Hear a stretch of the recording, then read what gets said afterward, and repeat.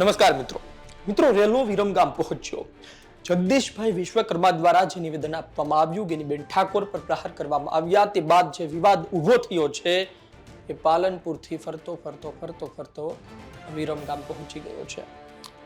સૌરાષ્ટ્રના દિગ્ગજો શું મૂંઝાશે? સૌરાષ્ટ્રના કોળી ઠાકોર નેતાઓ શું હવે વિચારમાં પડશે? ભારતીય જનતા પાર્ટીમાં હોય, ધારાસભ્ય હોય, દિગ્ગજ નેતા હોય તો પછી હવે કોની તરફ બોલવું? પાર્ટીનું તાણવું કે પછી ગેનીબેન ઠાકોરને સમર્થન આપવું? વિસ્તારથી વાત કરું તો જગદીશભાઈ વિશ્વકર્મા ગુજરાત ભારતીય જનતા પાર્ટીના પ્રદેશ પ્રમુખ થોડા દિવસો પહેલા પાલનપુરથી ગેનીબેન ઠાકોર પર પ્રહાર કરે છે। પ્રહાર કરતા એમના શબ્દોમાં થોડી ભૂલ પડે છે અને એ શબ્દો લોકો ઉપાડી લે છે, કોંગ્રેસના નેતાઓ તેને ઉપાડી લે છે। શબ્દોમાં એ છે કે ગેનીબેન ઠાકોરના સાડીના પાલવમાંથી બાંધેલી બેઠકો આંચકી આવ્યા, કાર્યકર્તાઓને ત્યાં ભગવો લહેરાવ્યો। આ પ્રકારના શબ્દો શોભા ન દે, સીધી વાત છે। સાડી પાલવ આ બધી બાબતો આવે ત્યારે એક સામાજિક નેતા, તેમાં પણ મહિલા નેતા, તેની વિશે તમે આ બોલતા હોય તો વિવાદ થાય અને વિવાદ થયો। વાત એ છે કે પાલનપુરની વાત દિયોદર હોય, બનાસકાંઠા, વાવ, થરાદ આ બધા વિસ્તારમાં એની અસર જોવા મળે। ત્યાં નેતાઓ બહાર આવી રહ્યા છે। થરાદમાં એક રેલીનું આયોજન કરવામાં આવ્યું છે, પરંતુ વિરમગામમાં આવેદન આપવામાં આવ્યું।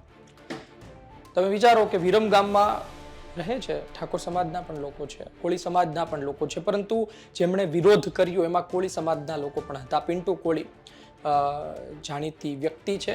બગદાણા બબાલ જ્યારે થઈ હતી એ સમયે પણ તેઓ ખૂબ લાઇમલાઇટમાં રહ્યા હતા। તેઓ અને તેમના સાથીઓ દ્વારા, આગેવાનો દ્વારા આવેદનપત્ર આપવામાં આવ્યું છે। વાત એ છે કે આ મુદ્દો વિરમગામ સુધી પહોંચી ગયો છે।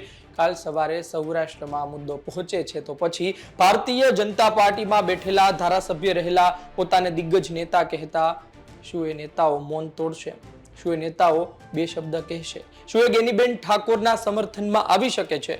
કારણ કે આપણે ત્યાં મોટા નેતાઓ બેનો દીકરીઓની વાતો કરતા હોય, કહેતા હોય કે કંઈ પણ હોય આવી જજો, અમે તમને મદદ કરીશું, ઘરના દરવાજા તમારા માટે ખુલ્લા છે। સમાજના નામે મત માગવાના, સમાજના નામે ચૂંટાવાનું, પરંતુ જ્યારે સામાજિક મુદ્દો બને કોઈ અને એ પાર્ટીની વિરુદ્ધમાં હોય, એમને નુકસાન કરે તેવું હોય, ત્યારે ભરાય, ત્યારે ક્લચમાં આવે કે હવે શું કરવું? અને આ મુદ્દો ધીરે ધીરે આગ પકડી રહ્યો છે। અને બીજી વાત એ છે કે એમણે આવેદનપત્ર આપવાની સાથે એ પણ વાત કરી કે આવનાર દિવસમાં જો માફી નહીં માંગવામાં આવે અને પાર્ટી પણ કાર્યવાહી નહીં કરે તો પછી આ મુદ્દો મોટો બનશે, પૂતળા દહન કરવામાં આવશે અલગ અલગ જગ્યાએ અને એ વાત સૌરાષ્ટ્રના અલગ અલગ વિસ્તારો સુધી પણ પહોંચી શકે છે।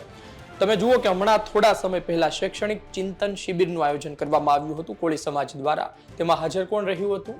પરસોત્તમભાઈ પણ હાજર રહ્યા હતા, ગેનીબેન ઠાકોર પણ હાજર રહ્યા હતા, ચંદનજી ઠાકોર પણ હાજર રહ્યા હતા અને કોળી સમાજના અન્ય નેતાઓ પણ હાજર રહ્યા હતા।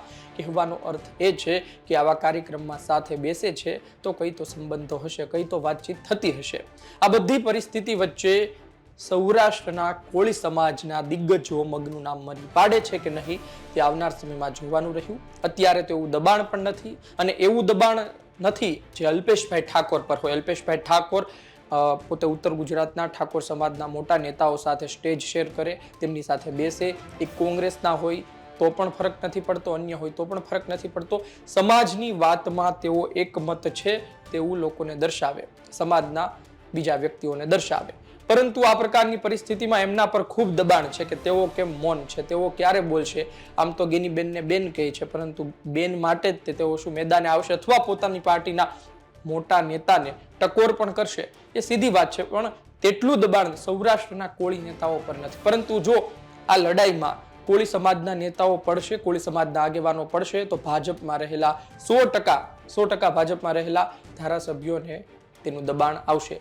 એટલે કે આવનાર દિવસમાં હજુ ખબર પડશે કેટલું દબાણ આવે છે, કેટલું દબાણ વધે છે અને ત્યારબાદ તેઓ પર સવાલ થશે અને ત્યારબાદ કદાચ તેઓ બોલવા માટે મજબૂર બને અથવા તો જૂના કિસ્સાઓ પ્રમાણે મૌન જાળવી રાખે। આપનું શું કહેવું છે કોમેન્ટ બોક્સમાં લખજો। આપ શું વિચારો છો? આ મામલો આટલો મોટો થવા જેવો હતો કે નહીં? આપનું શું માનવું છે? એક તરફ તમે જુઓ કે આપણે ભૂતકાળમાં ખૂબ જોયું છે મહિલા નેતાઓ પુરુષ નેતાઓ પર પ્રહાર કરી દે અને ઘણી વખત સીધા પ્રહારો પણ કરે, વ્યક્તિગત નિવેદનો પણ હોય ત્યારે વિવાદ ન થાય, પરંતુ એક મહિલા પર તમે આ પ્રકારનું નિવેદન આપો ત્યારે વિવાદ થતો હોય છે। આપનું શું માનવું છે કોમેન્ટ બોક્સમાં લખજો। આપ શું વિચારો છો? કેવા પડઘા પડી શકે? શું પરિણામ આવી શકે? ધન્યવાદ।